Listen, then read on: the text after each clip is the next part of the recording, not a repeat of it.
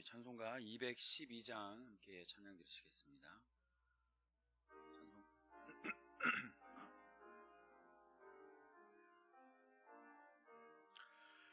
겸손히 주를 섬길 때 괴로운 일이 많으나 구주여 내게 힘주사 잘 감당하게 하소서. 인자한 말을 가지고 사람을 감화시키며 갈 길을 잃은 무리를 잘 인도하게 하소서. 구주의 귀한 인내를 깨달아 알게 하시고 굳건한 믿음 주셔서 늘 승리하게 하소서. 장래의 영광 비추 소망이 되게 하시며 구주와 함께 살면서 참 평강 얻게 하소서. 아멘. 사도신경으로 신앙 고백 드리시겠습니다. 전능하사 천지를 만드신 하나님 아버지를 내가 믿사오며 그 외아들 우리 주 예수 그리스도를 믿사오니 이는 성령으로 잉태하사 동정녀 마리아에게 나시고 본디오 빌라도에게 고난을 받으사 십자가에 못 박혀 죽으시고 장사한 지 사흘 만에 죽은 자 가운데서 다시 살아나시며 하늘에 오르사 전능하신 하나님 우편에 앉아 계시다가 저리로서 산자와 죽은 자를 심판하러 오시리라. 성령을 믿사오며 거룩한 공회와 성도가 서로 교통하는 것과 죄를 사하여 주시는 것과 영원히 사는 것을 믿사옵나이다. 아멘. 하나님 말씀은 베드로전서 5장 1절에서 7절입니다. 신약성경 베드로전서 5장 1절에서 7절입니다. 저희 한 목소리로 함께 읽겠습니다. 5장 1절입니다.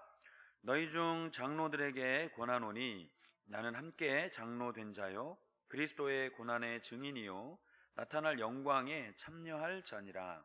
너희 중에 있는 하나님의 양 무리를 치되 억지로 하지 말고 하나님의 뜻을 따라 자원함으로 하며 더러운 이득을 위하여 하지 말고 기꺼이 하며 맡은 자들에게 주장하는 자세를 하지 말고 양무리의 본이 되라. 그리하면 목자장이 나타나실 때에 시들지 아니하는 영광의 관을 얻으리라. 젊은 자들아 이와 같이 장로들에게 순종하고 다 서로 겸손으로 허리를 동이라. 하나님은 교만한 자를 대적하시되 겸손한 자들에게는 은혜를 주시느니라. 그러므로 하나님의 능하신 손 아래에서 겸손하라. 때가 되면 너희를 높이시리라. 너희 염려를 다 주께 맡기라. 이는 그가 너희를 돌보심이라. 아멘. 사도 베드로는 이 베드로 전서를 로마에서 기록을 했습니다. 당시 이 로마는 많은 핍박과 어려움이 있었습니다. 로마 황제를 통해서 이제 기독교를 믿는 예수를 믿는 사람들에게 많은 핍박이 있었던 교회에게 있어서도 참 어려운 시기 가운데 있는 교회에게 이 베드로 전서를 베드로 사도가 보내었습니다. 이제 이 전서 첫 번째로 보낸 이 편지 말미에 베드로 사도는 이제 교회 안에 두 그룹에 대해서 이제 권면의 말씀을 하는데요. 먼저 어떤 위치에 있는 사람들에게 그 권면의 말씀을 하기 전에 5장 1절에 본인을 사도 베드로가 자신을 어떻게 보고 있는지, 하나님 앞에서 내가 어떤 사람인지에 대해서 기록을 해놓고 있습니다. 1절 말씀을 보시면, 너희 중 장로들에게 권하노니 나는 함께 장로된 자요 그리스도의 고난의 증인이요 나타날 영광에 참여할 자라 라고 기록을 하고 있습니다. 여기 보시면 이제 교회 안에 흩어진 많은 교회들, 핍박으로 인해서 여러 지역에, 소아시아에 흩어져 있는 그런 교회들에게, 특별히 이제 그 리더들에게, 교회 안에 있는 어떤 위치에 있는 리더분들에게 이렇게 권면하죠. 나는 함께 장로된 자요 그리스도의 고난의 증인이요 나타날 영광에 참여할 자다라고 본인을 소개합니다. 이 사도 베드로가 본인을 이렇게 소개하는 것, 참 어떻게 보면 우리가 성경의 조금 앞부분만 보면 이 본인이 사도 베드로가 본인을 소개하는 것이 좀 낯설게 느껴질 수도 있겠습니다. 왜냐하면 이게 자신의 정체성을 이렇게 증거하고 있습니다. 나는 장로이며 또 예수 그리스도의 고난의 증인이다 라고 표현합니다. 사실 예수님께서 십자가에 달려 돌아가실 그 무렵의 베드로를 한번 떠올려 보시면 이 모습과는 잘 맞지 않는 모습이 떠오릅니다. 예수님이 잡혀가셨을 때 베드로는 예수 그리스도의 고난의 증인이다. 예수님이 십자가에 달려 돌아가실 그 무렵에 베드로는 예수님을 배반했습니다.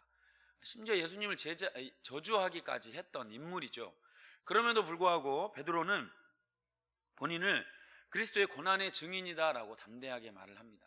이렇게 말을 할 수 있었던 것은 물론 베드로가 실제로 예수님이 십자가에 달리실 때는 배반하고 또 예수님을 저주까지 했지만, 성령께서 베드로 가운데 임하셨을 때, 그리고 그 예수 그리스도의 은혜로 말미암아 변화된 이 베드로는 그 이후에 그의 삶을 보면 충분히 예수 그리스도의 고난의 증인이라고 할 만큼 그러한 삶을 살게 된 거죠. 이 원인이 어디인가 하면, 이 베드로가 스스로를 이렇게 본인의 정체성을 자랑스럽게 밝힐 수 있는 것은 바로 그 안에 거하시는 성령께서 이 사도 베드로를 변화시켰기 때문입니다. 우리 스스로도 우리 자신을 바라볼 때 우리의 옛사람이 아니라, 우리의 과거는 실패할 수 있고, 우리의 과거는 예수님을 또 멀리할 수도 있고, 우리의 과거는 우리의 기대만큼 믿음의 사람의 그런 길을 못 걸을 수도 있습니다. 그러나 우리 안에 거하신 성령께서 역사하시면 이 베드로가 새로운 사람으로 거듭난 것처럼 오늘 우리에게도 새로운 삶을, 그리고 새로운 하나님이 인도하시는 그 변화된 삶을 살게 될 줄로 믿습니다.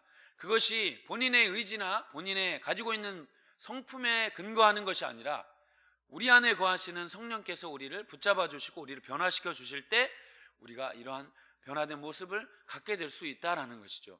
따라서 베드로가 이렇게 특별히 앞부분에는 장로들에게, 그리고 교회 리더들에게 권면하는 내용인데요, 이것이 그래서 후반부의 뒷부분에도 보시면 하나님의 교회를 다스릴 때, 또 우리가 각 맡은 여러분의 우리에게 적용을 해본다면 교구에서 혹은 목장에서 혹은 어떤 부서에서 어떠한 위치에 있을 때에 내가 가진 본성으로, 내가 가진 성품으로 하나님의 교회를 섬기는 것이 아니라 성령 안에 그 충만함으로 교회를 섬길 때 올바른 지도자의 모습이 나타날 수 있다라고 보여주게 되는 것이죠. 예수 그리스도의 고난의 증인이요 나타날 영광에 참여할 자라. 결국 이 베드로는, 예수님을 배반했던 베드로는 성령의 충만함을 받고 사도행전에서부터 시작된 그의 다른 삶, 성령 안에 충만한 그의 삶은 진정 예수 그리스도를 따르는 제자의 삶을 살게 됩니다. 그가 예수님이 찾아오셔서 그를 다시 한번 회복시키시죠. 요한복음 21장에 요한의 아들 시몬아 네가 나를 사랑하느냐. 한때는 예수님을 배반했지만 예수님을 다시 만남으로 인해서 그 안에 성령께서 그를 회복시켜 주십니다. 우리 안에 오늘도 우리를 회복시켜 주시는 하나님의 은혜가 있기를 소망합니다. 우리의 본성으로, 우리의 성품으로 누군가를 권면하고 누군가를 인도하는 것이 아니라 예수 그리스도의 그 사랑으로 우리를 이끌어 주시는, 내 안에 없는, 우리 안에 없는 그 본성이 성령의 은혜로 말미암아서, 성령의 충만함으로 말미암아 변화되어 주님이 주시는, 회복시켜 주시는 그 은혜로 말미암아 우리가 사역의 자리에 또 섬김의 자리에 있기를 소망합니다. 여러분의 또 가정에서 또 여러분의 직장에서 우리가 서 있는 그 위치에서 우리가 누군가에게 영향력을 미칠 때에 그것을 나의 가진 본성으로 섬기는 것이 아니라 오늘도 성령님이 주시는 은혜와 힘으로 이 섬김의 자리에 서 있으시기를 주님의 이름으로 축복합니다. 그래서 사도 베드로는 리더들에게 이렇게 말씀을 하고 있습니다. 우리 2절, 3절 같이 한번 읽어보시겠습니다. 같이 읽으시겠습니다. 시작. 너희 중에 하나님의 양무리를 치되 억지로 하지 말고 하나님의 뜻을 따라 자원함으로 하며 더러운 이득을 위하여 하지 말고 기꺼이 하며 맡은 자들에게 주장하는 자세를 하지 말고 양무리의 본이 되라. 세 가지를 말하고 있습니다. 첫 번째는 하나님의 양무리를 치되 억지로 하지 말라. 물론 이것이 직접적으로는 목회자들이나 혹은 장로님들이나 이런 교회 직분자들, 중직자들 분들에게 주시는 말씀이라고 생각할 수도 있겠지만 사실 좀 더 확대를 해보면 우리 모두는 가정에서 리더들이십니다. 부모님으로서 또 우리가 교회 안에 여러 가지 부서로서 우리를 따르는 사람들이 있습니다. 우리가 이끌어줘야 할 사람들이 있는데 우리가 잘 기억해야 될 것은 세 가지인데요. 첫 번째는 뭐냐면 억지로 하지 말라라고 말을 합니다. 하기 싫은데 억지로 하는 것이 아니라 기쁨으로, 자원함으로, 하나님이 주시는 은혜로, 내가 받은 하나님의 그 은혜로 감당하라라고 권면을 하고 있습니다. 두 번째는 더러운 이득을 위하여 하지 말라. 교회 안에 있는 많은 자기 자신의 이익을 위해, 이것이 어떤 사람들에게 인기를 얻는 것이 될 수도 있고요, 물질적인 유혹, 또 명예의 유혹, 이러한 더러운 이득을 위하여 하지 말고 기꺼이 하라라고 권면합니다. 그리고 세 번째는 본이 되라라고 말을 하죠. 본이 되라. 이 사도 베드로가 주님 안에 성령의 은혜를 받고, 원래 사도 베드로는 욕심이 많은 사람이었습니다. 기억하십니까? 그래서 예수님의 변화되기 전에 베드로는 서로 예수님 안에서 이 예수님이 왕이 되시면 한 자리 꾀하려고, 한 자리 차지하려고 서로 누가 높으냐 이렇게 싸웠던 사람들 중에 한 사람입니다. 그런데 그 베드로가 성령의 충만함을 받고 예수 그리스도의 뒤를 따르는 제자의 삶을 살게 됩니다. 결국 예수님의 뒤를 따라서 이 사도 베드로는 십자가에 거꾸로 매달려 순교합니다. 이 로마 황제, 이 네로 황제 시대 때 이 베드로는 십자가 처형을 당합니다. 그런데 예수님처럼 저는 올바르게 죽을 수 없습니다. 저를 거꾸로 매달아서 죽이십시오라고 말을 하고 십자가에 거꾸로 달려서 순교하십니다.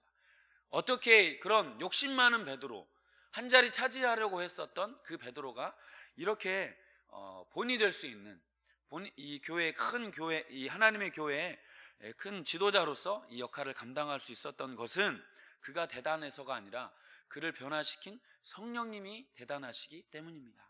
그 성령님이 우리 안에 동일하게 살아 역사하시는 줄 믿습니다.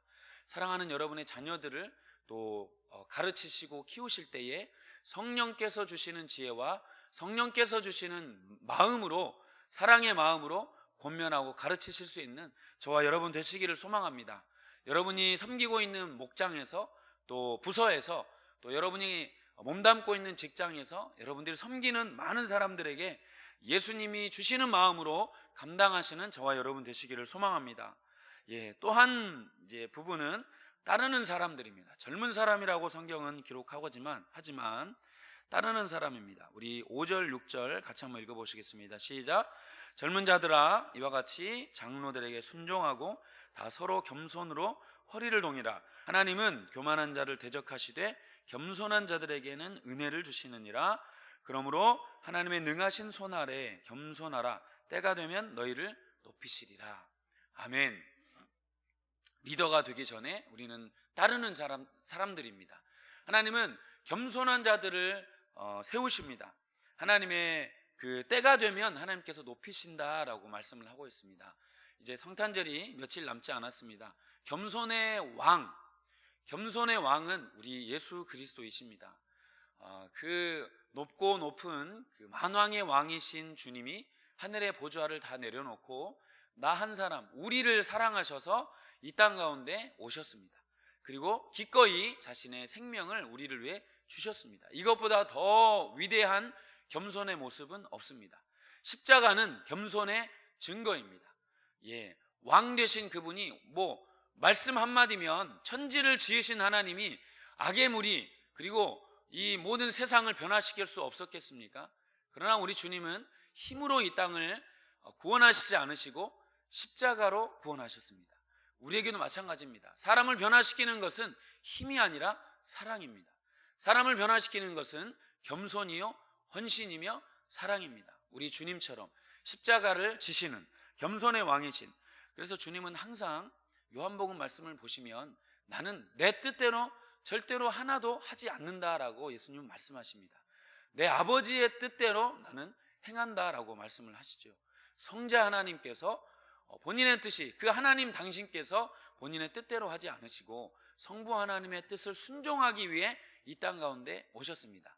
하물며 피조물인 우리가 예수 그리스도께서도 그렇게 겸손의 모습을 보이셨는데 우리가 어떻게 교만할 수 있겠습니까?